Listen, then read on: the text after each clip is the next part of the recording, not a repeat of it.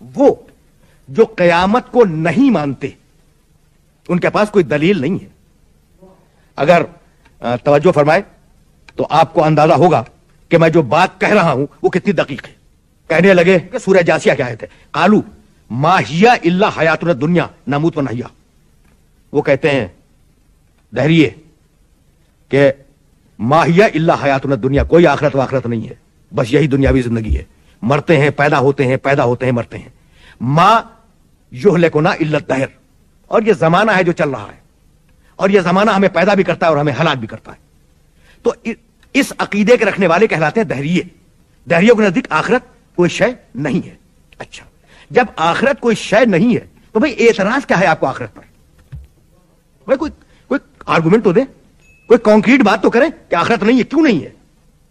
تو آپ یقین کیجئے گا کہ ان کے پاس آخرت کے خلاف کوئی دلیل نہیں ہے سوائے تعجب کے, سوائے تمسخر کے, اور سوائے استہزاء کے. سورہ یاسین قرآن مجید کا 36واں سورہ, مشہور و معروف سورہ, عجیب و غریب آیت. وَضَرَبَ لَنَا مَثَلًا وَنَسِیَ خَلْقَهُ قَالَ وَمَنْ يُحْيِي الْعِظَامَ وَهِيَ رَمِيمٌ قُلْ يُحْيِيهَا الَّذِي أَنشَأَهَا أَوَّلَ مَرَّةٍ وَهُوَ بِكُلِّ خَلْقٍ عَلِيمٌ. دیکھیے گا سورہ یاسین صدر قرآن ہے اور اس سورہ مبارکہ کی آیت ہے, تو ذرا سی توجہ کیجیے گا.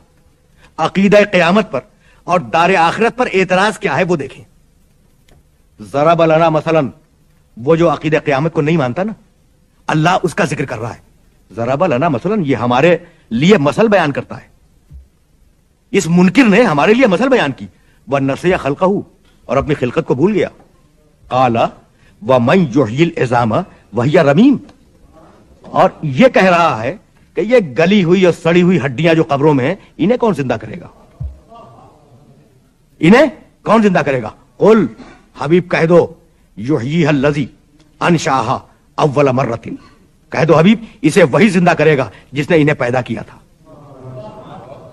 اسے وہی زندہ کرے گا جس نے انہیں پیدا کیا تھا.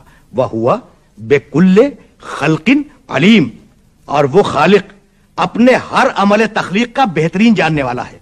دنیا کا کوئی عمل تخلیق ایسا نہیں ہے جو اس کی نگاہ سے پوشیدہ ہو. تو اب آپ نے توجہ فرمائی کہ ان منکرین قیامت کے پاس اور منکرین دار آخرت کے پاس کوئی وزنی دلیل نہیں ہے, فقط تعجب ہے.